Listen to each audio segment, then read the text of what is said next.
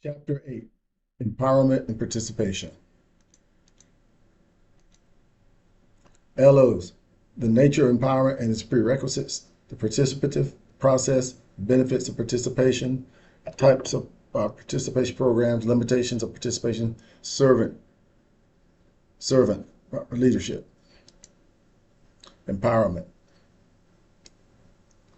So provides greater autonomy to employees through sharing of relevant information, provision of control over factors affecting job performance. So when you empower people, you give them autonomy to be able to do things, to do more. They don't need to come to you with all the questions. They can go, they can think for themselves, they can go and do stuff. You're trusting them. Usually it's a couple of things involved here. Usually these people are experienced, you trust them, you have a track record with them. And you can reflect back on it to see how much you want to empower them. Removes conditions that lead to powerlessness. Powerlessness causes low self-efficacy. Low self-efficacy is conviction among people that they cannot successfully perform their jobs or make meaningful contributions. Basically, it destroys their self-esteem, their willpower, their initiative. Imposter syndrome. This is something that I wasn't really familiar with until a couple of years ago. I was familiar with what it is. I wasn't familiar with the terminology. Imposter syndrome. Individuals fail to properly acknowledge their own expertise and accomplishment, erroneously contribute their success to luck, charm, personal contacts, and timing. So this is when someone's in the room and with their other co-workers and managers and stuff, and they feel like they shouldn't be in the room because they think, oh, they're going to find out that I don't know all the things I think I know, or I'm not as good as I think I am. And the only reason I was able to get this because Linda helped me or Jim helped me and stuff. What they don't believe is in themselves. They believe that others see me as an imposter. Behavioral tools to overcome powerlessness. Mutual goal setting and job feedback, modeling and contingent reward systems, participative management. So when you're trying to actually overcome this, it's a process. It's not like a light switch. You don't turn it on and you don't turn it off. What you do is you go through a process to help people move through that feeling of powerlessness. And setting goals, meeting with them, talking with them, give them feedback, encourage them, help restore their confidence or build their confidence.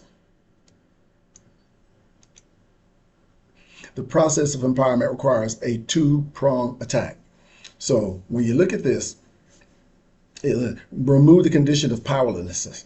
So you got unwanted changes, negative leadership, unfair reward system, overwhelming job. So these are all negative. And these are the things that will actually help keep somebody feeling powerless if you allow these things to stay prevalent in the workplace. And I say as a manager, allows these things for enhanced job-related efficacy. So job mastery, control and accountability, role models, reinforcement support. So when you're trying to build people up, remember, as a leader, a manager, it's not all, you don't have to be the only one that's doing it. Now, you may be the person that's responsible for building these people up, but you can get others to help, like, for instance, peers, folks that can be role models for, that can train, people that can support. Additional training you can send them off for to learn more about the job. So both of these feed into the perception of empowerment, competence, autonomy, job meaning, sense of impact and opportunity. So, and hence that empowering them, that leads to effectiveness and satisfaction. Are you effective or not effective? Do they have satisfaction or do they not have satisfaction? Participation. So mental and emotional involvement of people in group situations. So encourages contribution to and shared responsibility of group goals. So elements, involvement. So this is when somebody's coming together. Pseudo participation. No, let me digress. So when you have participation, this is when people are involved. I call it being mentally and physically involved. They're making contributions and they have a role and they're playing their role. Pseudo participation, empty managerial actions, motivation to contribute, acceptance of responsibility. So when you have the pseudo participation, this is somebody's it appears that they're contributing and they're participating or not, but they're not. And they're not, and this is where you refer to something as this person is not carrying their weight when it comes to them on the team. Forces affecting the greater use of participation. So we see participating, we see research results.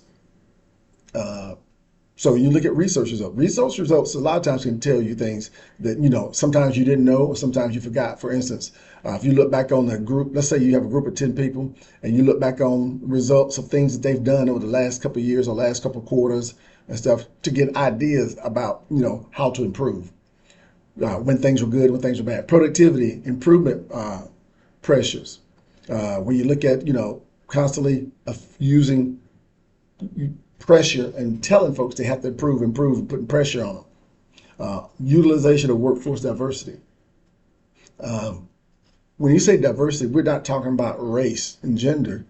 Now that's part of it, but that's not what we're primarily talking about. We're talking about job skill sets. Who does what? Do you have people who have diverse education, diverse experience, diversity in years of experience, types of experience? Employee desires for meaning. Your employees desire for meaning. This is where, they want to know that their job has purpose, that they have purpose. What is it that what do I do and why do I do it? And how does it contribute to the company? Ethical arguments. Do you have situations where you have people who may be doing things to folks within the group that may not be necessarily ethical? Are they being treated, for instance, harassing or bullying? Someone giving somebody, making sure that, let's say you're a senior person in the group, but you always make sure as a senior person that you dump things on a least experienced person that you don't want. You have a lot of different things that come into play when it comes to ethics.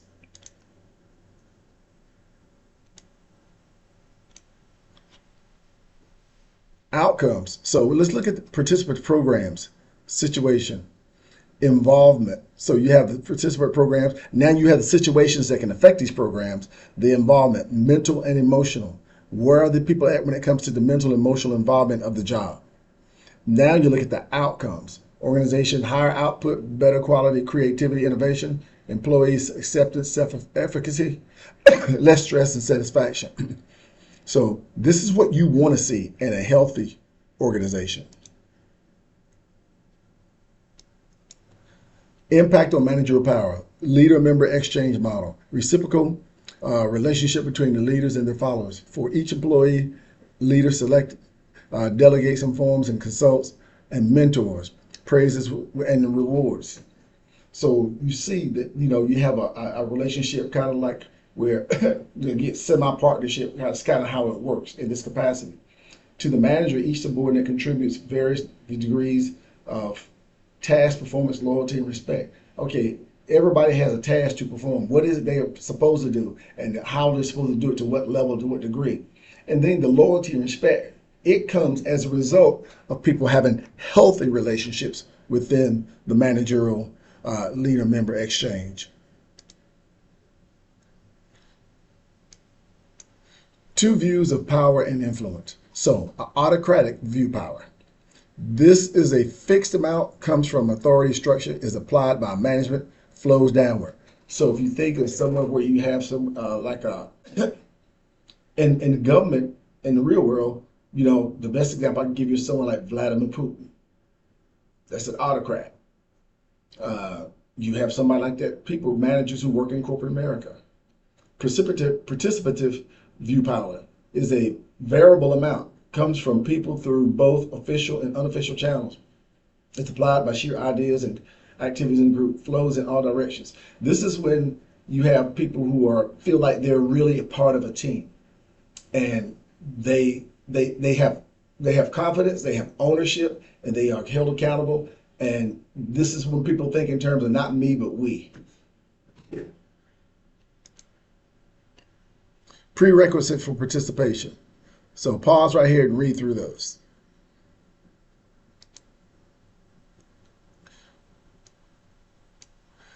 Participation exists along a continuum. So let's look at this right here. At the bottom, you see the different positions. So we have Autocrat is first. You look down here to the bottom left, you see autocrat, you see benevolent, consultative, participative, democratic, and consensus.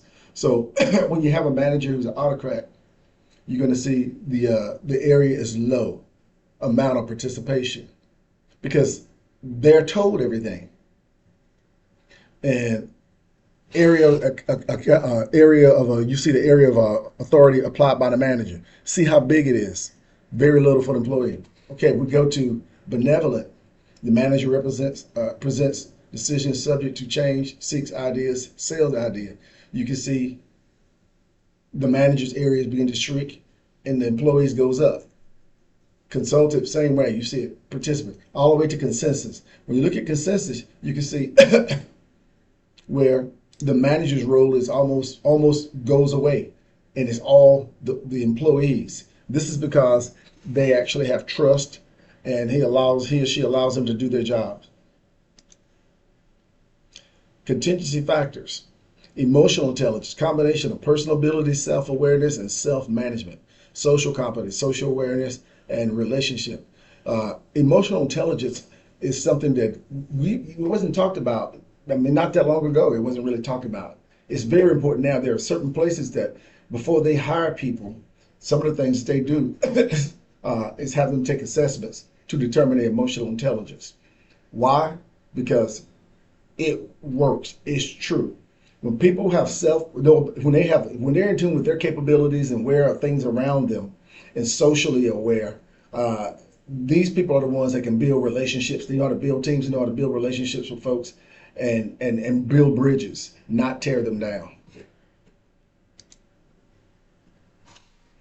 This is differing employee needs for participation. Underrepresentation occurs when employees want more participation than they have and feel deprived. So this is when they basically feel like the manager or leader is holding them back. And they can do more if the leader will. Now I can tell you where you can see things like this happen is when a group of people work for a micromanager. Micromanagers, for the most part, don't trust people. So they are only going to give you so much autonomy. And they're going to limit that because they have to always have their hands involved in stuff. And they feel like if they're not the one who's making all the decisions, they're not doing their job. Over participation occurs when employees have more participation than they want and feel saturated. So this happens sometimes when I've seen this is when you have managers who are hands off. Basically, the manager is not, he or she is not really running the group is really running itself.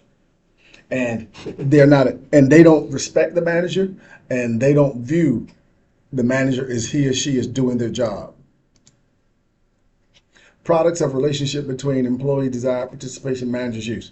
We talked about this in the previous chapter 7, so I won't go into that.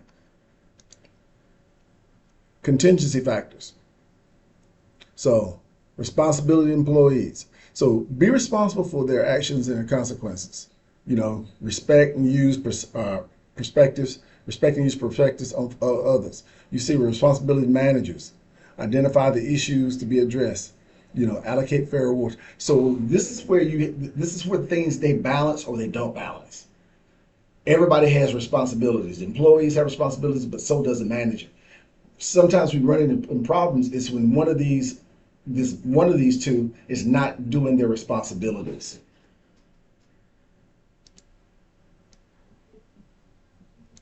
So selected types of participant programs. So we're going to talk about some of these here.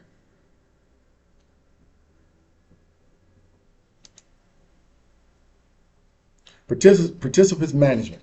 Developing a substantial sense of empowerment among employees by using significant approach with widespread application, significant number of programs. So, developing a lot of things that people are participating in. And you get people involved and stuff. And this is not because the manager is doing their job, but this is how the manager chooses to do the job to get the people involved. Like I said, again, this really works well when you have experienced and competent and high-performing people. Suggestion programs, formal plans to invite individual employees to recommend work improvements.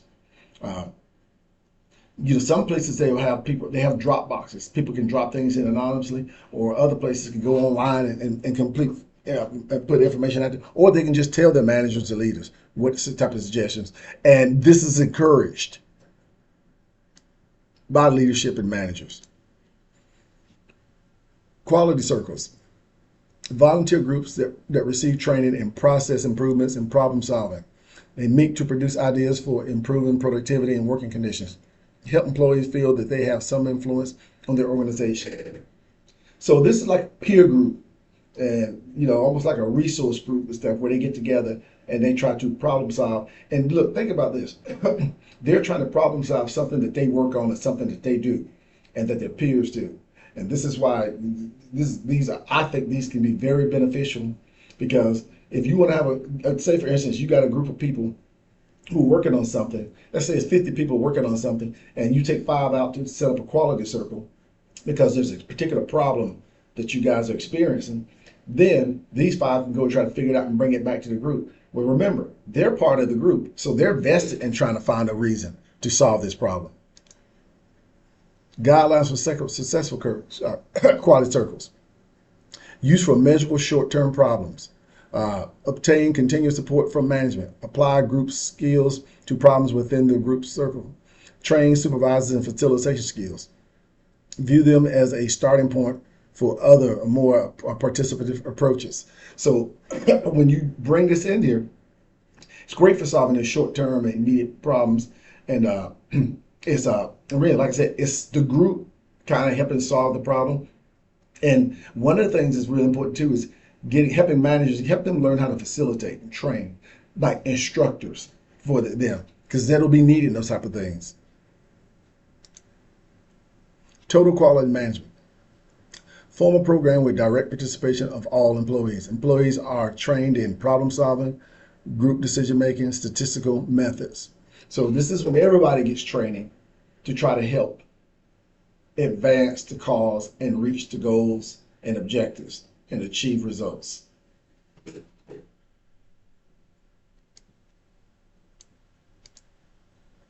Rapid cycle decision making. Participants process that is time efficient, inclusive, genuine, transparent, and yields definite outcomes. It involves creation of a project steering committee, identification of possibly affected employees. So this is when you bring some folks together and set up a committee to try to solve a specific problem, and when it affects a certain group of people within the organization. That's what you're doing, and that's the reason why I set up. This is something that's set up for a short period of time. It's not long term.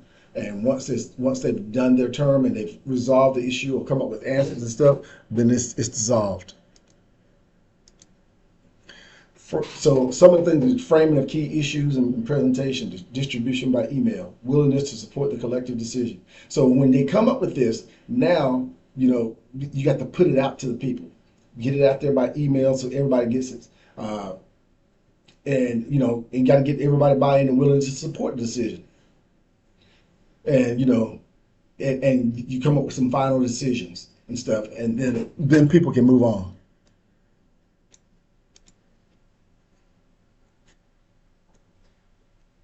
Self-managing teams, natural work groups with a large degree of decision-making autonomy, expected to control their own behavior and results. Formal version of the group decision-making process, known as semi-autonomous work groups or social technical teams. Key feature, diminished role for managers. So when you have this right here, this definitely works with people who are a group of people who are very experienced, know what they're doing, and they can execute and work with a lot of autonomy and with less supervision and less guidance and input from managers. When managers see this right here, I can tell you when managers do interact with a group like this, what they'll do is they don't go to them so much to tell them what to do. They go to them a lot of times to ask them, well, what is it y'all need from me? Or what is it y'all need to help you, what you're doing? Or check their progress, because they already know what they're doing. Employee ownership. Employees provide the capital to purchase control of an existing operation. Stimulus. Threatened closings of marginally profitable plants with little hope of other employment in a suffering local economy has been tried in diverse industries. So this is basically when you have employee ownership. Before a company goes out of business, they may have an opportunity to take over this and run this business themselves. I'm going to admit this is probably not very popular. It don't happen a lot, but in places where it does happen, I would love to see the results of some successful employee ownership like that, and some that did not go successful.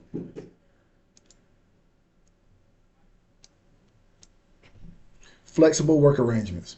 So grant employees more flexibility in determining how, when, and where work gets done. Primary form, telecommuting, compressed work week, job sharing, flexible schedules, part-time, time away from work. So this is when you look at, okay, again, happy employees, a productive employee. What is it that we're willing to do to keep our employees happy? One of the things that got really big was telecommuting during COVID, and you still see people down who work in what they refer to as a hybrid.